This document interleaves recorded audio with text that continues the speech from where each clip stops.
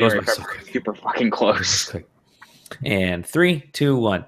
Welcome everybody to the SideQuest, a special Friday night edition. I am Dolly Domovsky. Joining me as usual is the one, the only, that Tom Johnson. Hey guys, what's up? And the other, the only, Sam Dixon. Hello, friends. This podcast cannot go any farther until Tom shares what he was doing right before this and talks at length what happened at this event. So I was at a dog birthday party. You were at a dog birthday party, which happens every 1.7 months. I don't know. I got a mass text to me and everyone in my family that goes, "So you're all cordially invited to a dog birthday party." About a week ago. And I'm like, shit, I'm not going to go. I wasn't going to go. And then my uncle, whose dog it is, helped me move a bunch of stuff for our new studio at work. I was like, oh, I have to go to this dog birthday party now. So we roll up. I get a text from my mom the day before. She goes, "You bringing a gift?" I'm like, I don't know. What's he into? Like, you get a dog like an iPad? Like, what are you getting? Does he want Cat Quest for Steve? And so I get there, and sure enough, it is a dog birthday party. There is there are balloons. There are tablecloths set up for dogs. With, oh my lord! How many dogs were there? There was one dog. Okay. None of his dog friends actually showed up. That's sad. You sent us photos of cupcakes with dog treats on top, and I've been debating for the past 2 hours whether those are cupcakes for humans or cupcakes for dogs. Those are from a special bakery, and they're cupcakes for dogs. But there's one dog. Yeah. There's also ice cream for dogs. Oh my lord. God, he had a custom bandana with his name on it. He was walking around. He's very good at opening presents. If he sees a present that's wrapped, he'll unwrap it. I wonder if dogs even understand what's happening. Here's the thing about this dog. He gets ice cream every day at 8 o'clock. Oh my god. What? Yeah, they're special dog. My daughter doesn't even get that. They look like Dixie cups, and they're special ice creams formulated specifically for dogs. And every day at 8 o'clock, he will just be sitting in front of the TV or wherever you are. And he'll be like, "Hey, where's my ice cream?" What's up? God, that dog must be one hell of a good boy if he gets ice cream at 8 o'clock every day and a birthday party. He's a really, really good boy, apparently. I wonder what his favorite flavor is. Is it Tin Woof? I'm fucking logging off this call. As I hurriedly search for ice cream flavors on Google to try to turn them into dog. But there were 20 people at this dog party. That's insane. God bless half him, of them brought presents. My brother brought this dog a edible card, which I didn't know was a thing. That's actually a pretty badass idea for a human, let alone a dog. I had an unopened copy of Fallout 4 in the trunk of my car, so I was like, "Hey, do you like Fallout?" Does your dog like Halo the Master Chief Collection? Does he have a PS4? What's he into? Is he old enough for that M-rated game? Does he have Xbox Live? He's probably quadruple the age, right?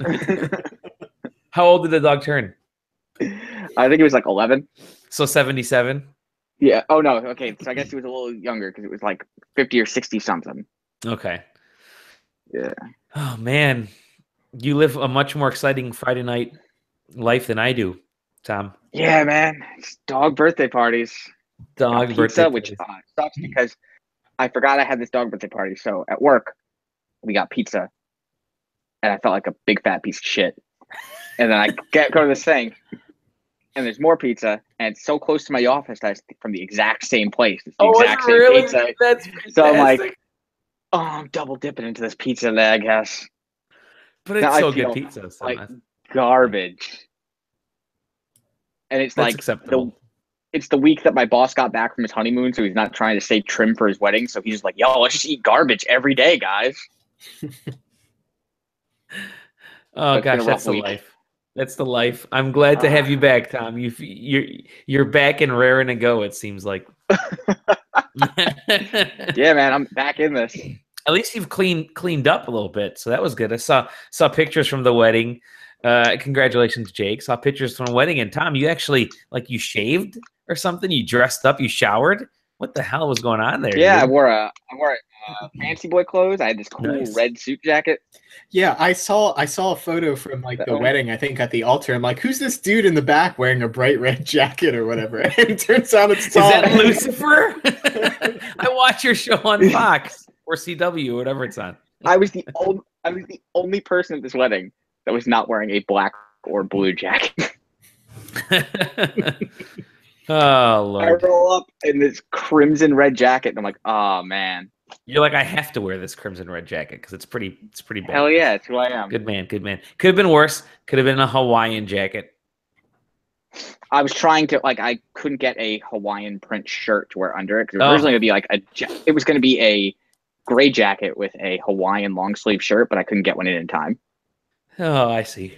You can tell how excited and enthused I am by this story by my yawning. That's a good one though. That's a nice one. See, it's out and we're in Hawaiian. Yeah, it is. It's freaking cold. Sam, you're the only one who doesn't have cold weather right now, apparently.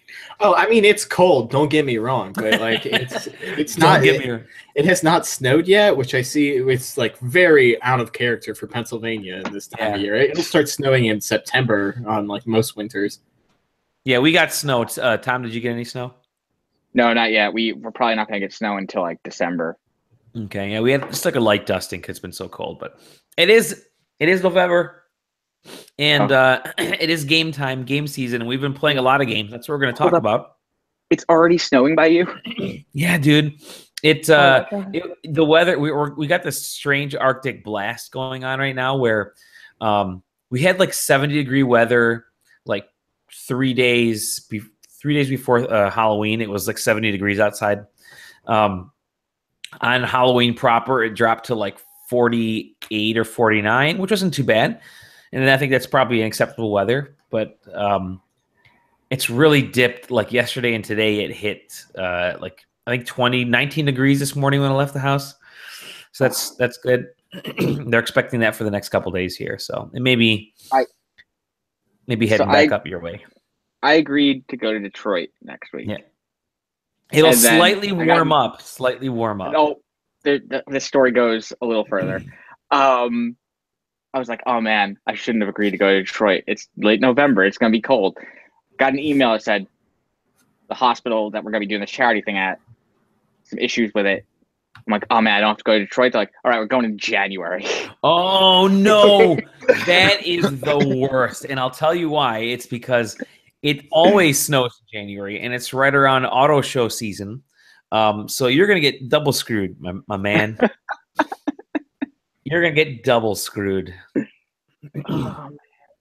Yeah, that's way worse. Now was fantastic. So anyway, we got games coming out, right? We got games coming out now. They're all pretty much out. Everything except for, I think, Battlefront is next week, next Friday. And then the 18 different versions of Skyrim are next Friday, and Fallout 4 and Doom VR, all the VR games. I got a code for Skyrim, and nice. I could not be I haven't booted it yet because I'm like, I can't. It's 2017. There are other games I need to play before I play Skyrim again. Yep, it's funny because I'm staring at Skyrim for the Xbox 360, the one that I got 2.5 hours in before I just couldn't do it anymore because I was swamped with other stuff. At that time, 2011 was a pretty crazy year as well. Yeah, man. Saints Row, I think Saints Row 3 came out on the same day. Saints Row 3, Skyrim, and Skyward Sword all came out. I think Skyward Sword and Skyrim came out that same day. Saints Row 3 came out like a week or two before then, and that was when I think Halo was out then. And I'm looking up Modern Warfare year 3 video gaming. Yeah, that was a hell of a season, and we're having a great season. Jesus. Yeah, do you see that? Fall was Dark Souls. Oh, the first Dark Souls. Holy shit. Yeah, it was Dark Souls, Saints Row, Batman Arkham City. Which was pretty good. That was a good game too. Yeah. a bunch of Jesus. This was a crazy year. Got that GoldenEye 007 Reloaded came out that year. That was Sonic Generations came out that year. Oh, and my God, and we had new Sonic game this year. LA Noire, which is coming out again. Which is everything 2017 is 2011 all over again. That's pretty sad. We'll get it right this time. But yeah, there's a lot coming out now, and a lot worth checking out. I think Battlefront is the last real major one. Well, Xenoblade is coming out December 1st, but that I don't know if that must necessarily be a ginormous seller. I count Xenoblade as the one weird Japanese game that comes out in December every year. Yeah, that it sure is. Yeah, it's always one.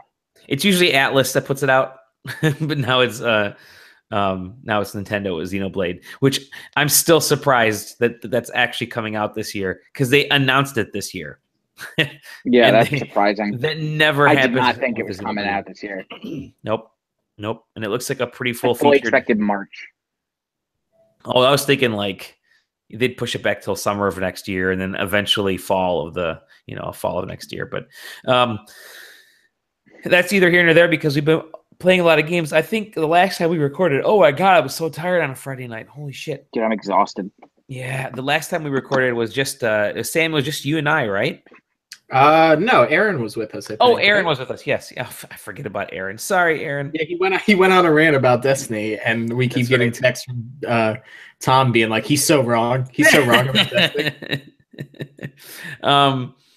But that's right. Aaron was with us. Aaron hates good things. He hates good things. His stories in our Discord chat are fantastic. I do have to say, Aaron is yes, yeah.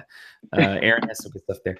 Anything that's related to him meeting up strange people to get video game products is pretty good. So many fucking Craigslist deals, this dude. Yeah, he's like, it's Aaron's list is what's turning into, because apparently he is the master at that. And he's, how many times, I don't know. I mean, I'm going to have to ask him how many times he's been nearly killed, but for all intents and purposes, he did survive. I know we kind of left you all on a cliffhanger last week with this procedure. Aaron did survive. He is back in action, and yeah, that's essentially it. He's still alive. He did it, guys. We did it as a team. With that said, let's talk about what we've been playing. And we're not playing Aaron's life right now. We're playing video games. I think we probably talked Mario Odyssey to death last week there, Sam. So we can come up with something. Let's come up with something else to talk about for a change. Damn it! I didn't talk about. I like that game a lot. I played it. It's still not my favorite Mario. Like, it's probably top 5 Marios. It's like really good and well made, but it just doesn't scratch that itch that something like Galaxy or like Sunshine did. I think that, so now that we're on the subject, and I mentioned last week how I've hit the point where humanity and the singularity, the parental singularity, where my daughter won't let me play now because she's becoming better than I am at some of these video games. But it's such a fun, relaxing game where I can just sit back and go after Power Moons. And we're kind of pacing ourselves through the game, but it's not quite Mario 64. Oh my God, I'm so old on a Friday night. It's not quite Mario 64 from a groundbreaking standpoint. Mario 64 really was a completely unique game at that time, and this isn't as unique. However, with that said, there is so much to do and so many ways to get lost in this, where I love it so much. I love it. You know, it's my daughter is zipping through it. She just wants to get through the story. I'm going back and getting all the Power Moons. So there seems like there's plenty to do for both people. I really do hope that there's some like Luigi DLC or some type of DLC down the line, because I will probably get, I know the rumors are like there's between 800 900 Power Moons out there. Oh my, with all that, with all the other special stuff in the game, which we won't talk about. But I can see myself getting within like 20 to 30 Power Moons of completion of this bad boy over time, and it goes by so fast. Like I could whip through this game, tomorrow if I wanted to, because the game does fly by fairly easily, but there's just so much to go around and see. So, yep, that's my story of Mario Odyssey. But what else have you been playing, Tom? Since we haven't had you on a last couple episodes, so curious to see what you've been into besides Mario. All right, what games have you guys talked about in the last show? We talked about Destiny 2 and Mario Odyssey. That's basically it, right, Sam? We kind of focused on those two games. Yeah, I think so. All right, I messed with Neo for the first time. Let's Okay. go like lightning round. Go through these quickly. That I got because they sent the PC version of that out because that came out this week. That's really, really hard. It's like kicking my ass more than Dark Souls. It's like really hard, but it's really cool, and the different weapons seem to be super interesting. And I'm really enjoying the combat more than I do in like a Dark Souls. It feels like a lot faster. So I'm looking forward to digging deeper into that. I put about 60 hours into Stardew Valley again. Yeah. For the Switch, or yeah, for Switch. You still giving rocks to Abigail? Oh yeah, wiped her up. I have that downloaded. That'll be my December gaming. And then my girlfriend stole the Switch, so now she has been playing Stardew Valley, and she's been feeding Abigail rocks too. What else? I played some Doom on Switch. Well, that game, I was playing it on Switch, and I wished I was playing it on something else, but it runs fine. I guess it just doesn't look super great. It's too fast that you don't notice it. Mm-hmm. I do not like. I have an extra controller coming soon. That's not like Joy-Cons. Okay. So I'm looking forward to trying it out with like 2 sticks on a thing. Do you have a Pro controller? I hate the Pro controller. Really? I love the Pro controller. I love that controller. All 3 of us in my office bought them on release day. All 3 of us returned them to the store. Wow, I love it. I love the Pro controller. I think I hate the throw on the face buttons. I hate the triggers. I hate the way it feels in my hand, so I bought one of those 8-bit it looks like a SNES controller with 2 joysticks and 2 shoulder buttons.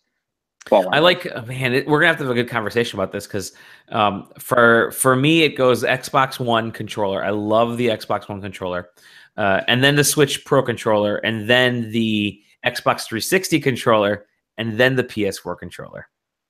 For me, it goes PS4 controller, then my Xbox One Elite controller. Mm-hmm. I haven't played with the Elite yet. It has a nice texture to it. Okay. It feels really good. And the sticks feel a lot more fluid. Then maybe I don't know, I like the way the Joy-Cons feel in the grip. Mm-hmm. I prefer the Joy-Con grip. Oh, really? I'm not a huge fan of the Joy-Con grip. Yeah. Because I want a static control experience throughout all of my Switch game playing. Oh, okay. So no matter what, it still feels the same on the thing. I don't want to play a game and be like, oh, this kind of control shitty. I'm going to plug it in and use a different controller. I want to use the controllers it came with all the time. That's just like my weird thing with it. Also, I feel like the throw on the face buttons of the Pro controller are too squishy. Okay. Yeah, that's understandable. Or more tactile, like a click. Well, that's what it's funny because you go back to the Wiimotes, the Wii remotes, and how actually when you play with them, how nicely made and designed they were. The buttons felt really good and really strong. And then even the original Wii Pro controller was actually really nice. I ended up picking one up I think it was from Monster Hunter 3 or whatever that was. And that felt really well. That kind of weird connected controller. The Wii U's controller, their Pro controller was really kind of chintzy. It seemed like it was just any third party could have made it. And they've obviously they've tweaked a lot since then to get it to the Wii U Pro controller, and the Pro controller is much more substantial. I don't think it's as well built as the 360. I do believe the Xbox One. I think the Xbox One, the build of this controller is so hefty that everything is just, you could tell it's done by a team that really understands user interface and that's been working with buttons, laptops and shit for years. So of course they know it. I like the Xbox One controller a lot. Like it's one of my favorites. Mm-hmm.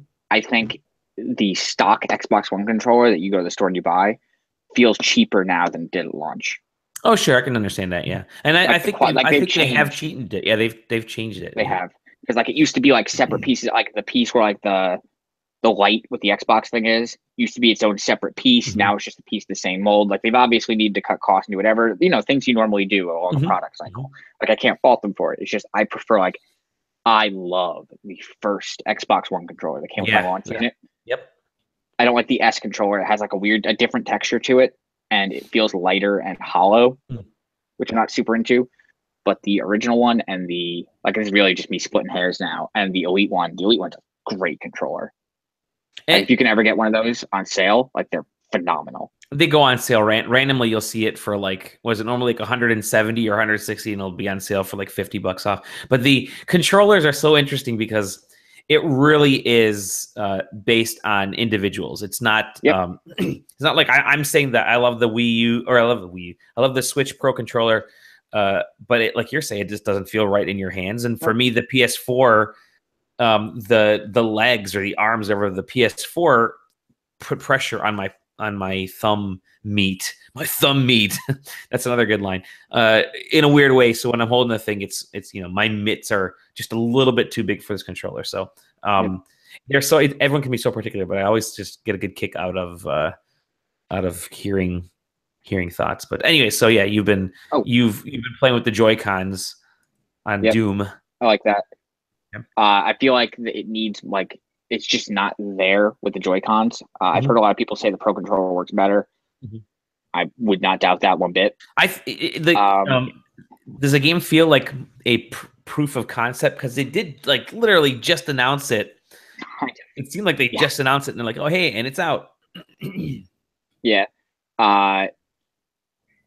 It feels like them showing like basically them getting that engine running, that hardware, because like I'm not sure like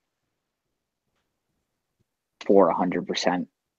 I don't know how it's going to sell, to be honest. And this is the conversation we've been having, because they have it's $60. You got Elder Scrolls coming out next week for $60.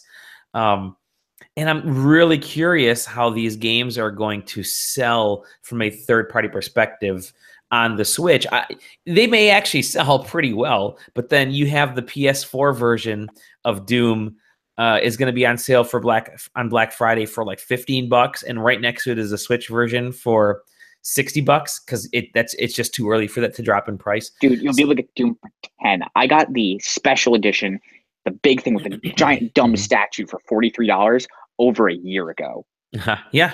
Yep. I got that in July of last year, 3 months after it came out, for $45. So I think, and that's the problem. It's the Nintendo cartridge tax, that dumb cartridge tax thing. Yeah. But it's going to be interesting to see how they sell. I do hope they do well, because this and L.A. Noire is coming out, and you want these games to do well.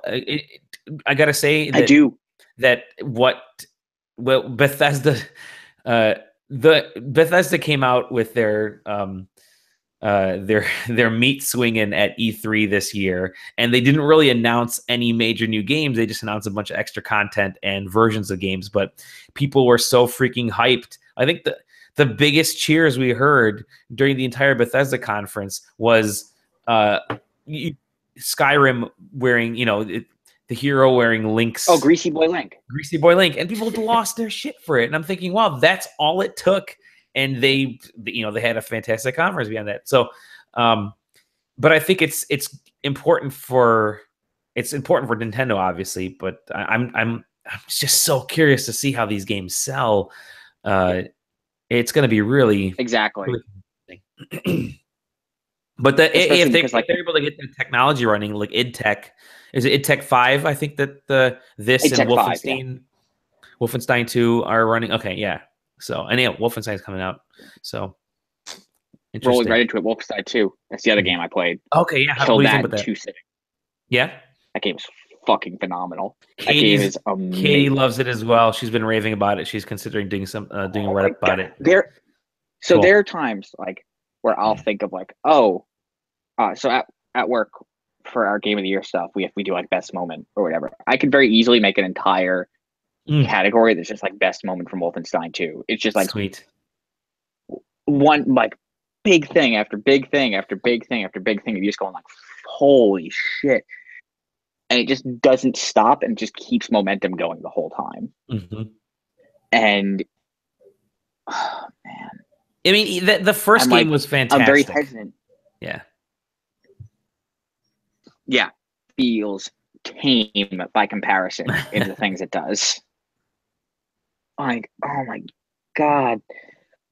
Like, I can't compliment this game enough. Like, it's one of my favorite things. Like, the shooting, once again, Wolfenstein shooting is not like it's not amazing. It's not a quote unquote good shooter. It's one of those ones where they want you to dual wield and just blow everything away and just not like never stop moving, which is a completely different type of thing, but it works what it is. It's one of those classic things.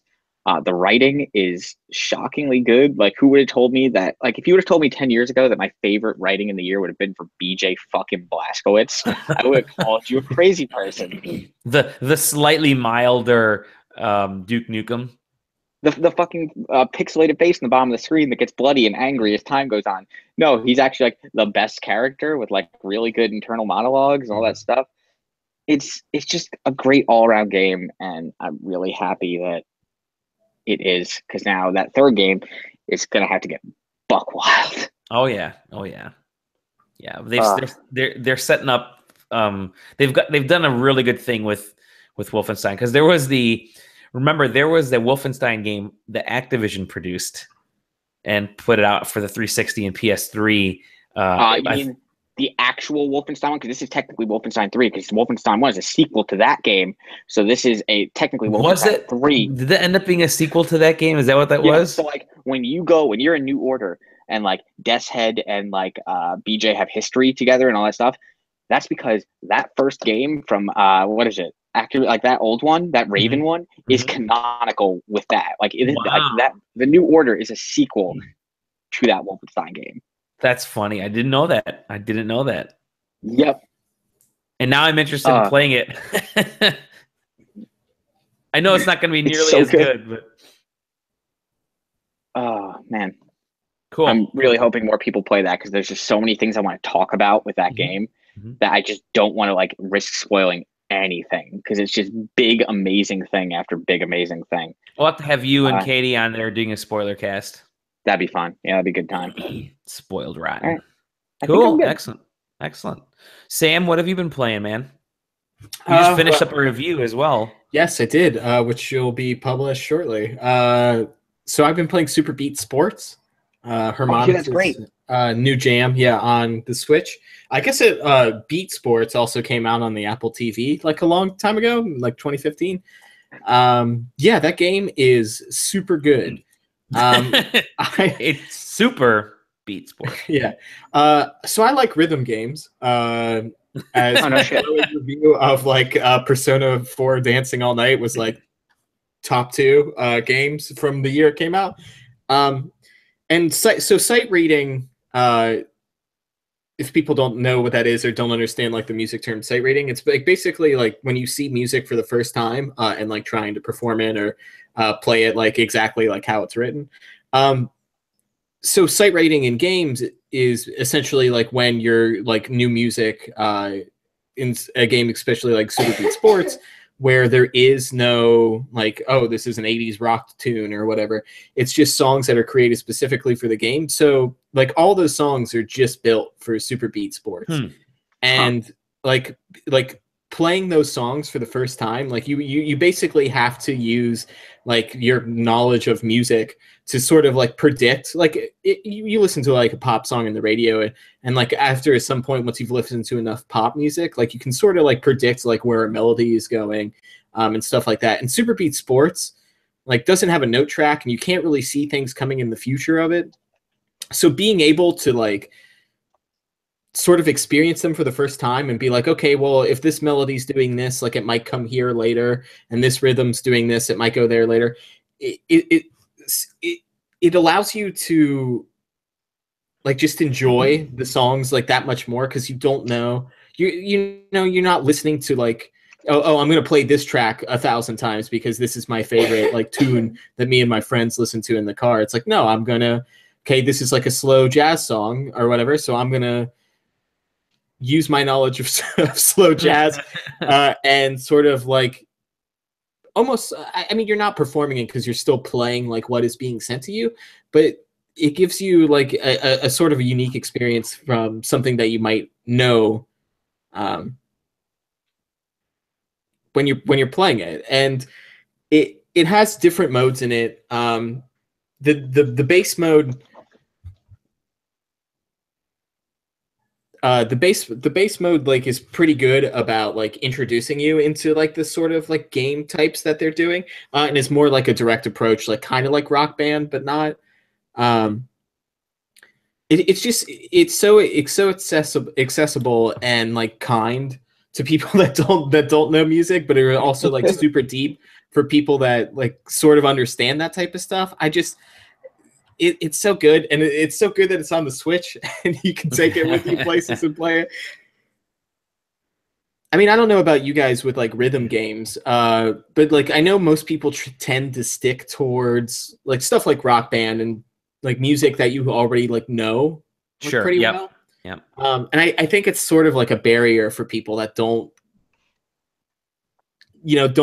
feel like they can introduce themselves to these type of songs unless they know specifically what's going on. And I just think Super Beat Sports like kind of is, because of its visual presentation of being like almost like a children's like Saturday morning cartoon show.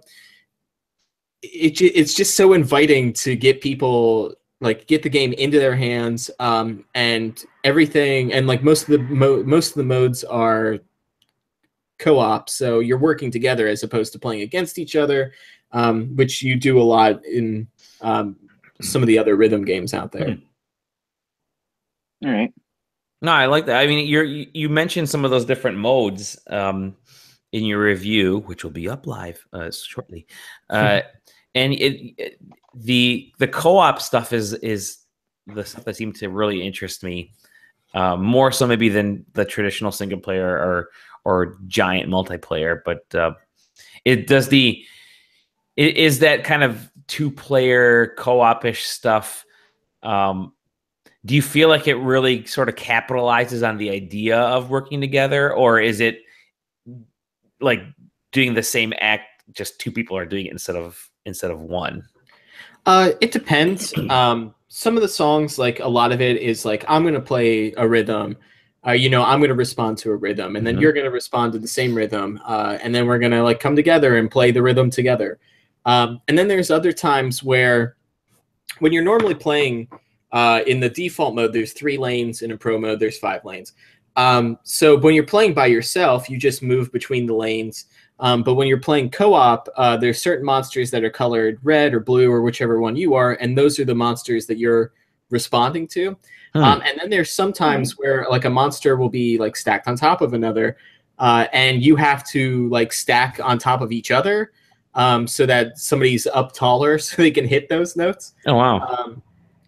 And sometimes those are color like specific, so you do have to work together on like, okay, well I have to sit here first, and then you have to move on top of me so you can hit these notes. And then other times they're just gray, so whoever, as long as you're there, somebody can hit them. So some, it depends per song, but some of them do feel like, okay, if we don't work together, we're not going to get a very good score. That's cool. That's cool. Yeah, it's the Switch launched with 1-2 Switch as its kind of casual, as its take on was it Wii Sports? But it wasn't nearly as good as it should have been, and I think the Wii or the Switch is badly in need of casual games that sort of expand the play space instead of just like, for the people that can't see the camera right now, I'm like holding my hands in like the little tiny the Joy-Con, and when you want multiplayer, kind of room expanding multiplayer, you don't want to be sitting there with your hands, your thumbs like really like an inch apart from each other. You want to do like what the Wii did so successfully, which was get people up and moving. And maybe Super Beat Sports isn't necessarily this big giant motion gaming thing, but at the same time, I think it's the start of something where you can maybe start to see more of the casual type of stuff coming back to the Switch, which again, I think it as sort of a party machine to be able to take that thing with you and play a cool party game, I think that's ideal. That's a great way to show it off. It's it's like a compact Wii, but there hasn't been anything. So do you think like more stuff like Super Beat Sports would be, or do you think Super Beat Sports is that type of game, or is it almost there or not quite?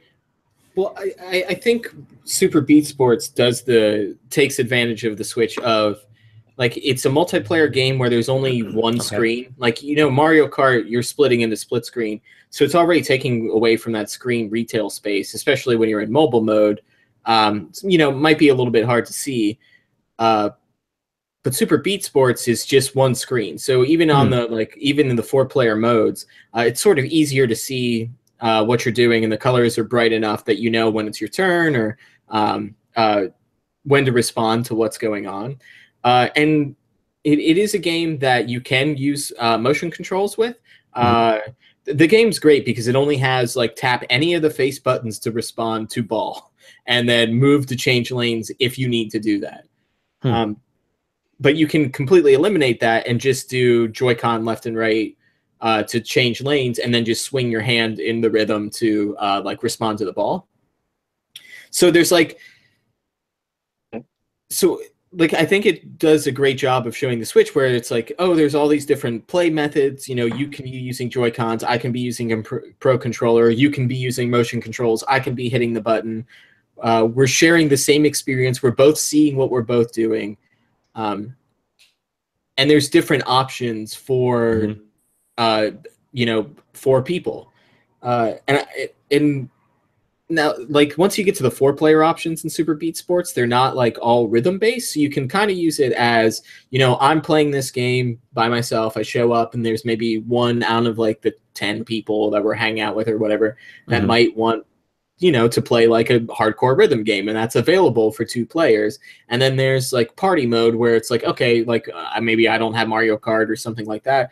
Let's, do this mode that you don't need to have rhythm, or you don't need to know how to copy beats or count rhythms or anything like that, and we can just play a goofy party mode that has some fun music in the background. Cool. That's cool. I think it's it's one of the games that when we saw it on the I think, was it the Nindies thing, or it was something over the time, I can't remember, but it's it certainly intrigued me. So I'm glad it's part of a genre that's so far surprisingly been missing on the Switch. So cool. I really look forward to checking it out. Same here. Should be a good party game. What else have you been playing? Mostly Mario. Otherwise, been trying. I think I got through the main story now, unless there's some extra stuff hiding somewhere, which I'm sure there is. And that game just continues to be great. Yeah.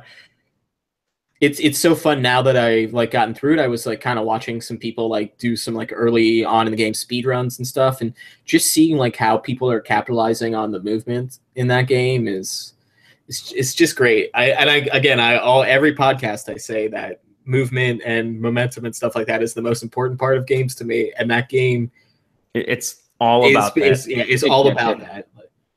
We were my daughter and I went to Best Buy today to pick up Doom. And they had the Switch set up with the screen there, and folks were playing Mario. And so once a couple folks got done, my daughter kind of grabs a controller. She goes, I want to play that. I go, well, we have it at home. She basically alluded to the fact that she wanted to show, so my daughter just turned 8. She wanted to show up the people there at how good she is. So she grabs a controller when it's her turn, and essentially speed runs through the level, which I think was the Toast Arena level. Speed runs through it to get the Power Moon at the top of the tower, and in a matter of a few minutes, which is her, having gotten far enough in the game proper at home that she was able to do that. But I guess that's become a thing as well, or people have been going to play do speed runs. Of that, but the game is set up perfectly, like you said, Tam. I mean, you can watch videos of folks doing that, and it's set up brilliantly for that kind of stuff. So I'm expecting a lot of. There already are a few good speed runs out there. I've been trying to avoid them until I finish the game, but I'm expecting that the Mario speedruns will be something that that lasts quite a long time, especially with this video capture stuff that you can do with the Switch. Which is so nice, by the way. Yeah. Cool. So Mario. What else? I haven't had time to play it yet. But if you go on the European PSN store, they have made a demo disc 2 for PlayStation VR that has I've heard about that. Yeah. Like PlayStation VR titles from this year available, including that Moss game. So I've downloaded that. I haven't had time to check it out yet. But it's really simple to make a European PSN account. You don't have to have PS Plus to download that stuff. So just like how we do it, just like almost as it's a little bit easier than doing the Switch European account, which is yeah. I have a Japanese account on my Switch that is for my cat. Nice. Anything else? No. I mean, I've been playing like some cell phone games. Like I visited my friend in Philly about a month ago, and he's convinced me to play Vainglory, I think it's called. Oh yeah, that one came out a while ago. That was like one of those marquee titles for the iPhone 7 or whatever it was, the 6 Plus, when the large screen format showed up. Yeah, and it's just a like League of Legends MOBA style just game on cell phones. I mean, it's not very great. I'm pretty much only playing because he's playing and he wants me to check it out. So I've been doing that. I randomly played Hearthstone yesterday. I did too. And Hearthstone continues to be a great card game that I don't play a lot of card games, so it's cool every once in a while. That's about it. I've been getting back into Hearthstone as well. I know they've announced a couple big changes and like almost like a single player quest type mode. So I'm going to be diving into that as soon as it's announced or launched, I should say. I've been speaking of mobile games, I got back into Mario Run with the sort of the speed run-ish. What's that mode called? That the kind of there's like that mode that gives you 10 quick little remix 10 quick little things. So that mode is actually kind of fun. So I've been spending a minute and a half running through those. It's been mobile life for me, Pokemon's. But I won't talk about Mario. I have hardly put any time into Doom. Call of Duty I've started, but I won't get into that until I get kind of a proper review-ish playthrough put together for that. But I have been playing, getting back into Mario and Rabbids, and I'm not getting back into it. I'm still playing it, but I'm in the sort of final section of that game, and God, that's such a good game. I'm glad that they've got season pass content and more challenges that have popped up and a whole new kind of sub story that they're working on. That'll be released with the season pass. So I'll probably be picking that up. But what a charming game. And I've avoided going through so you can play the game normal, and at any point prior to a match, any of the little kind of sections starting up the battles, you can switch to an easy mode. And I've done the absolute most I could do to avoid getting into any of those easy mode battles. You don't get as much, rewards and bonuses afterwards. But some of these battles are hard, man. If you don't have your the right combination of characters and weapons and strategy set up, I mean, you'll be replaying some of these things over and over again until you actually figure out how to do it. So it can get quite challenging. But I'm really enjoying it. I really do hope they make a sequel because it plays super well. So I can see them, another one coming out in a couple of years here. So there's that. I've been playing Thimbleweed Park on the Switch, which I know came out on PC and other platforms earlier, but launching on the Switch is really nice because you can dock it and play on the TV with the controller, or you can take it out of the dock and use it as a touchscreen, almost like a straight up tablet version if you want to. And it's an old school point and click adventure game by Ron Gilbert, the whole Maniac Mansion style stuff. And it feels like those classic games, looks like those classic games.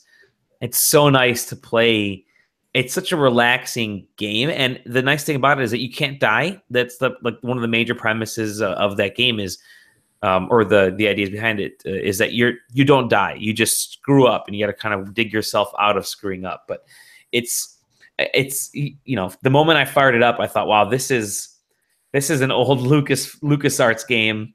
If I ever saw one, and it's great. So I'm really enjoying that. It's not a super long game, but it's long enough to bring back those nostalgic memories. But I think it's great on the Switch. I guess it's not doing really well from a sales standpoint across the board. They're well below just overall what they've spec'd out for, from I guess what I read. But this was like right after the Switch version launched, so they're already sort of trying to figure it out. But a really cool game. I recommend it, especially if you're into kind of the classic point and click. And there's a bunch of point and click games. I know Zach reviewed that. I think it's the Count Lucanor. That's a point and click game, and a few others. So, and then I have been playing a game for review, which I can't talk about for the Switch just yet. It's not Skyrim, although I wish it was Skyrim, but nothing is Skyrim. And that's essentially it. It's funny is there's so many games out right now, and I've seen the Black Friday stuff, and already South Park's going to be like $30 on Black Friday, so that one's going to be that's I'm signing up for that. The Dishonored 2 expansion is going to be like $20. I'm signing up for that. Assassin's Creed is going to be $30. I'm signing up for that, so I can knock out a bunch of these games like literally 2 weeks after 2 or 3 weeks after they've popped up, after they launched, they're already like a third of the price. So I dig that idea. I'll be doing a lot of shopping on Black Friday, but I did pre-order Battlefront. I know that that's coming out. So Best Buy had this deal where you trade in like basically any next-gen FPS, and you get a $10 coupon towards Battlefront 2. So I traded in Battlefront 1 and essentially is getting $10 off. So we'll see. And that's basically it. Without further ado, we can move on to a little bit of news. News. So there are 3 stories I wanted to cover, and they all deal with numbers and how crazy the gaming industry is shifting around. So we'll start with the bad news first, if you want to call it bad news. Electronic Arts has acquired Respawn Entertainment, so they're the creators of Titanfall. They're the veterans that kind of started up, brought life to Medal of Honor and Call of Duty, and now they're, they started Titanfall, and now they're purchased outright by Electronic Arts. I think it was something like $300 million. Under the agreement, EA will pay $151 million in cash and up to $164 million in long-term equity over the next 4 years. In addition, EA may require to pay additional whatever. They're buying Respawn Entertainment after they just shut down Visceral, and after they just shut down another studio, right? So there's like some weirdness to this news, and I know we were kind of half joking in the Discord chat about, great, Titanfall 3 is going to just be loot boxes and all that kind of stuff. But what are your thoughts on this? You think it's a good move to lock them up long term? I mean, Titanfall 2 didn't sell as well as it hoped. It did kind of fall in a strange time in between Infinite Warfare and a Battlefield 1 that time frame. But I mean, that was all EA's doing though, is because they wanted to just gobble up the FPS. If I remember correctly, they were fairly open about we're going to put out 2 games before they put out 1, and we're going to eat into our own sales, but we're also going to eat more into their sales. That's true. That's true. So that was like with that awful strategy, it worked for the most part, and I'd say Titanfall sold better than I expected, considering they were going to launch 2 games in 2 weeks. But at the same time, it didn't sell as much as Titanfall 1 did. Yet it did launch on 2 platforms this time. Yeah. But it was a better game. By far, it was a better game, in my opinion. It was a very good game. Great plot, great story. You saw the instant negativity with what EA has kind of put studios through over the last the last few months here. So I'm really curious to see. Are Zampanella and West still? I don't know if they're even there anymore. One of them is. I'm not sure which one. Yeah, I guess. Yeah, the fear is that it happened. Visceral happens again to Respawn. But it's Visceral. Yeah, as long as we don't see, at least in the immediate future, like a purging of like the top talent. I wouldn't be too concerned that that's an immediate thing that's happening right around the corner. As long as their confidence in the studio is that they have products that can keep them around at least for a couple of years. I think it works out for them because now they have a bigger budget. I'm sure EA paid a large portion of making Titanfall 2 happen. So then now whatever that Titanfall VR experience they can make probably with more confidence. They have Titanfall VR, a proper Titanfall sequel, and a Star Wars game, right? Is that what? Yeah. I think it said like multiple projects, but the ones that are known are the Star Wars and the Titanfall VR for sure. I'm super curious what the Star Wars game is going to be. If it's a new game or if it's the whatever Visceral's game had changed it into. Who knows? Because Respawn signed on for a Star Wars game years ago. Yeah. So I'm curious what that's gonna be. It's probably gonna be what? Well, it's gonna be a shooter. Who knows that? Yeah. But I'm curious what it's gonna look like. A droid shooter instead of mechs. Yeah, it would have to have mobility. Sequel to the Pod Racer on like N64. That game rolled. That game did roll. That game actually was pretty good. Lost to time. Well, there you go. So we'll Respawn Entertainment. It's going to be really interesting to see what happens with them. But I guess with Visceral gone, you needed another marquee studio underneath there that wasn't named EA Insert City. If they change their name to like EA Respawn, that's gonna be gross. Man, it'll be just shut it down. In good news, we're flipping over to good news. Grand Theft Auto 5 is now the best-selling video game of all time in the U.S. of all time during their their earnings report for the quarter. Take-Two basically said, 85 million copies have shipped worldwide. It has surpassed Wii Sports, I think. That was the top one, but that was only because Wii Sports was packaged in the U.S. It wasn't packaged in Japan, which is still super odd to me, and it sold so well. But then again, you had games like Wii Fit that sold like 30, 40 million copies. So that's neither here nor there. But yeah, so they've sold 5 million Grand Theft Auto 5 copies since May, which is crazy. And the game is... How old was it? 2013 that it launched, or 2012? I'm actually not sure. Because it was it the same year as the PS4, Xbox One? I must have been 13 because I was out of college at the time. Okay, but it's insane. The game is still 4 or 5 years later, whatever. The game is still making tons of money, and it is because of the online. The online side of things, obviously. I mean, that's the big success there. There was that rumor, or there is probably a fan pushed rumor that put it on the Switch, but you don't get the online on the Switch like you would everywhere else. So I think it'd be way more difficult to do. What's gross September about 2013.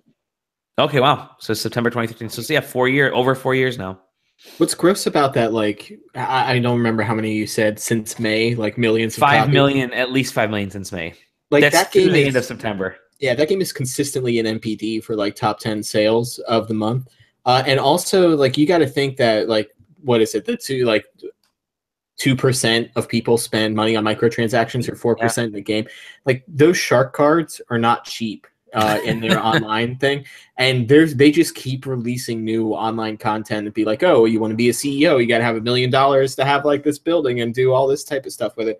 So the amount of money that some of those people must have spent on just extra shark cards and stuff in that game, has to be like just a sickening number to know.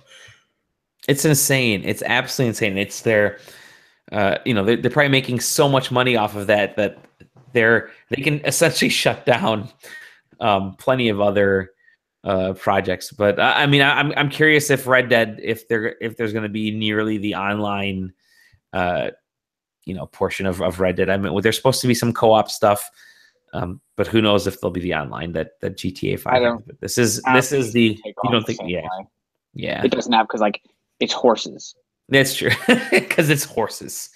Like the stuff that like about GTA online that keeps people coming back. It's like, all right, we're gonna do some wild shit. We're gonna grab some cars. We're gonna launch them off. We're gonna do some weird shit with helicopters. That's true. Like the variety is there that like an Old West setting just doesn't allow for, and I think they know that too. What, you don't think you could do stunt races with horses? I don't think I'm gonna be able to do an amphibious race with a horse. Nah. I don't know, man. Water polo happens every day around the world. Y'all see this new like racing mode for GTA Online? Yes, I saw that. Yep. It's fucking ill. You can like just every time you go through a checkpoint, your vehicle changes from it's like, oh, now I'm a plane. Oh, hit the checkpoint. Now I'm like it literally you go through the checkpoint and a puff of smoke happens and now you're a jet ski and you land on the Mario water, Kart and then you're a car. It's Mario Kart 8. It's the Crew 2 is what it is. Actually, real talk, it's kind of like Diddy Kong Racing. Oh yeah, yeah. That's true. It always comes back to Diddy Kong Racing. Damn it! They made a sequel to that for the DS, didn't they? I have to pick that up. So yeah, huge numbers for Grand Theft Auto 5, and it's going to keep going. And Red Dead Redemption coming out may only feed into this even more with with the fever pitch there. But kudos, I guess. Take-Two. That's a lot of money. And finally, speaking of high sales and millions, Nintendo. It's not. I don't know if it's a rumor, but sources of the Wall Street Journal have told them that Nintendo is now planning to ship or manufacture between 25 to 30 million Switch units in the next fiscal year, which is April 2018 to March 2019. That's 25 to 30 million. To put that in perspective, so it's planning to ship 17 million by the end of the current financial year. So by ending March 2018, which would basically mean in less than a year it sold more than the Wii U did in its entire 5-year lifespan.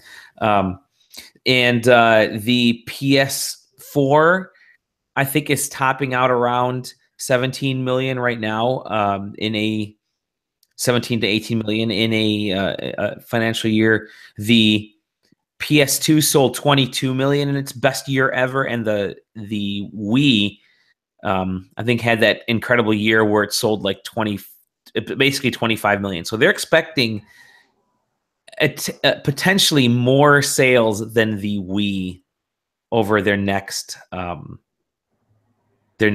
fiscal year, which is pretty freaking incredible. And again, these are sources within Nintendo telling the Wall Street Journal about what the company is looking to manufacture, but I can sort of see that happening. What do you guys think? I mean, it bodes well for the company, but to me, it basically means two things. One, they're just trying to get demand out there and saturate the market so that there's nothing left of anybody else before the PS5 and the Xbox 2 come out.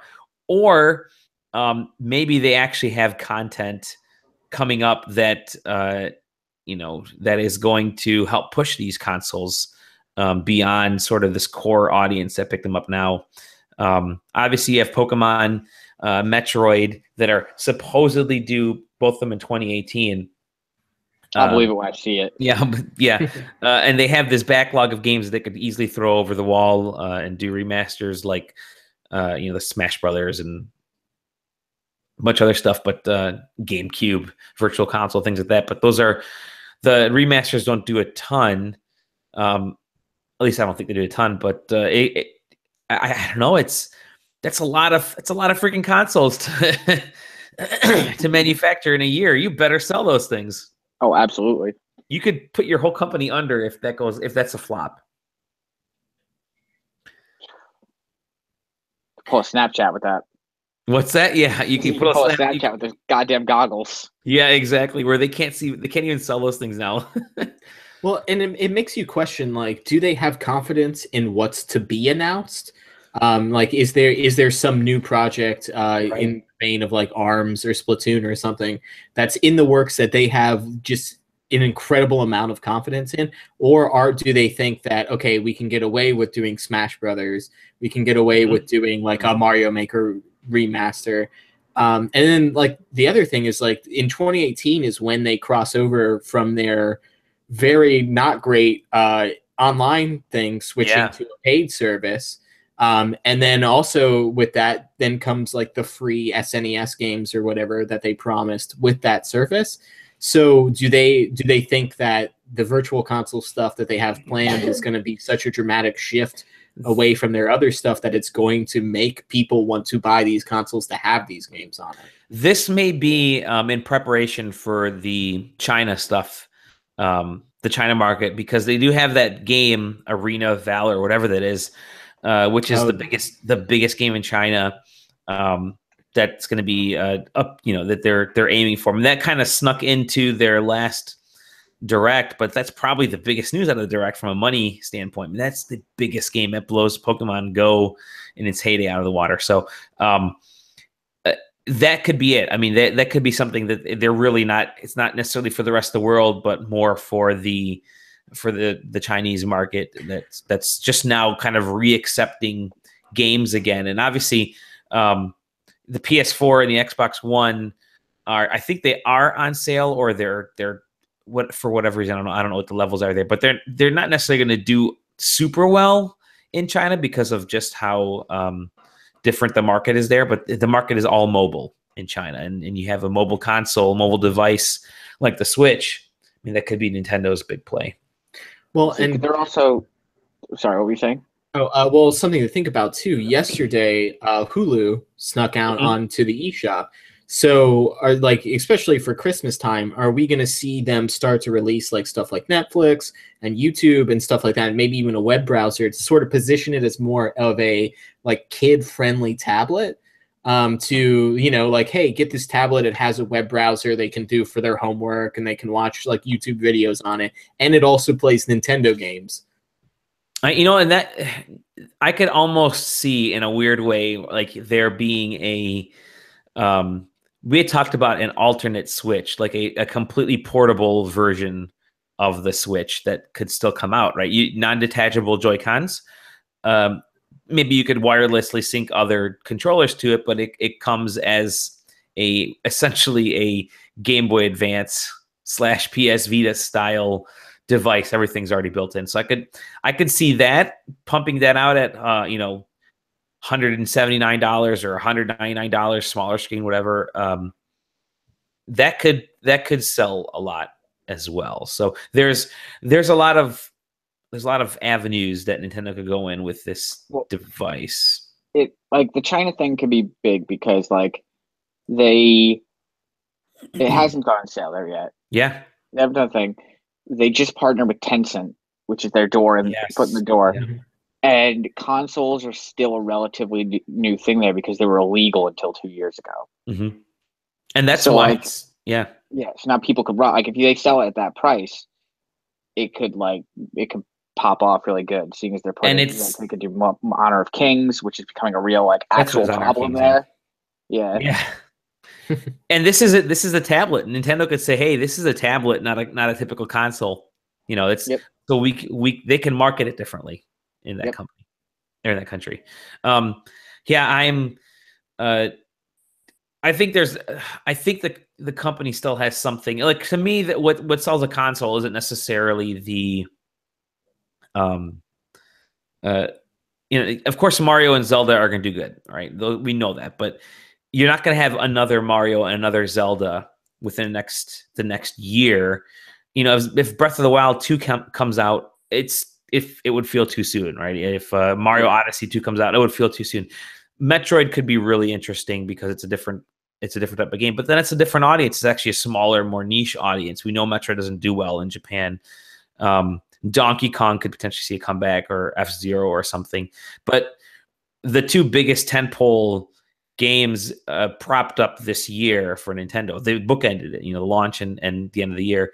So what do they have? And I actually think it's their play with this. I keep saying their play, but their push into this online space. I think that has to have something to do with it. You're going to sell multiplayer gaming.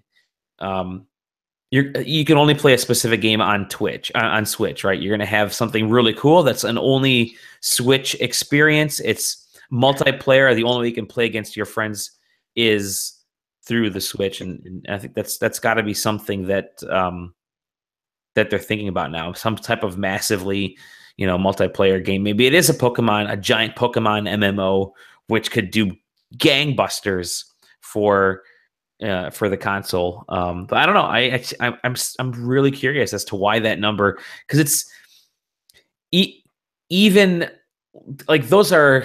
It's a crazy thing. Those are like Those are iPhone numbers when you think about it. I mean, that's ginormous numbers. It'd be the biggest year ever in gaming for one console manufacturer. I mean, hands down, it would beat its own numbers and pulverize what the PS2 and PS3 and PS4 have done. So it's kind of crazy to see. Oh yeah, of course, Zach just joins in. We're finishing up, so it's huge numbers. It's really interesting. Hopefully, it bodes well for the strength of the industry, which I'm sure something does, especially with the Xbox One X having just launched. Tom, have you guys been messing around with the Xbox One X? Yeah, it's another Xbox. It's really neat. I want to buy one. That's also kind of a niche device. Do you see that as replacing the Xbox One down the line like the S did? Is that the next S, or is it a whole different tier? I can see it being the only Xbox available in 18 months. In 18 months, okay, I can see that. Yeah. Bring that price down a little bit once the others have sort of gone through their.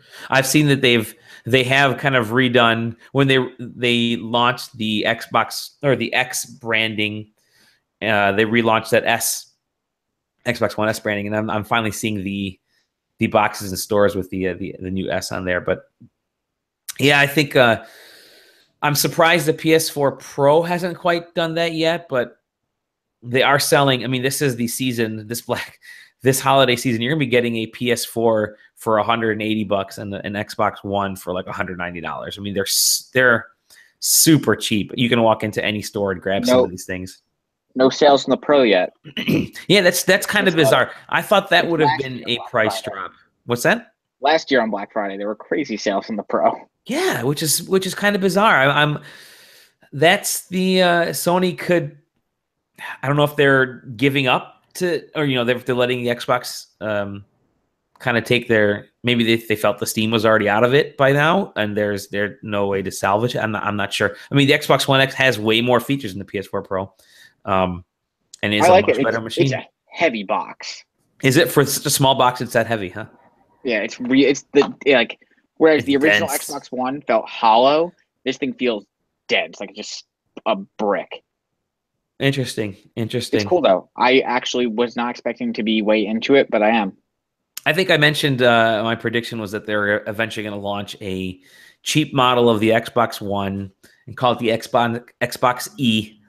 So they can get the SEX in there, like Elon Musk tried to do with the his cars, the Teslas. But I could see a download-only Xbox One being pretty popular. That maybe it has the internals of the current Xbox One S, but just a strictly a software basis. But I don't know. The X looks really nice. It is super powerful. Unfortunately, for a guy like me who's already splitting time between two other consoles, my poor Xbox One is gathering dust. Mine too. I think my X is going to become my third-party machine. Okay. Oh, and that's what I've heard too. The third-party machine would be because people are starting to do that again. Yeah. Assassin's Creed and games like that, like Breath of the Outsider, all those things look phenomenal. Yeah. Cool. Like noticeably better. Destiny 2's patch is supposed to launch pretty soon too, right? Yeah, but I don't want to play that. I want to play Destiny on an Xbox. What am I? Yeah, nobody's on it. And some, yeah, I can see the first party or third party single player games.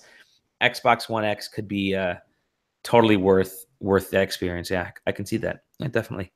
Anything else? I think that was it for news. That's it. I think we've covered a lot today, gents, on a nice Friday evening. Killed a good hour of our time. Got to talk dog stories. Dog parties, prep for Black Friday, shopping lists.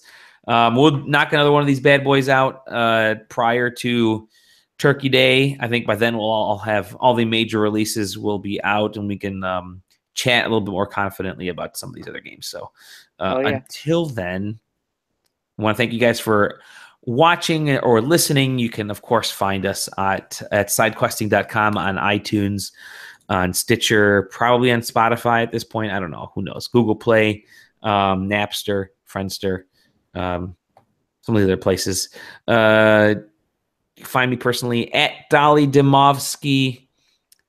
Sam, where can we sometimes find you? You can find me at SamDI79 on Twitter, where I've only tweeted once since the last podcast, and it was to lament with Tom earlier today that we are not playing Battle Chef Brigade yet. Oh God, yeah, that one we won. Zach's got the review for that going up, so we'll talk about that. I will say all we can say, because none the three of us are not playing it, so we don't know anything about it. But that game was a blast at was it PAX East, and I think it was at E3. God, it just seems such a novel idea. So I'm really curious to get his thoughts on the game. Tom, where can we find you? You can find me on Twitter at @TomJohnson. And that's it. See you guys and gals and dogs next time. Adios.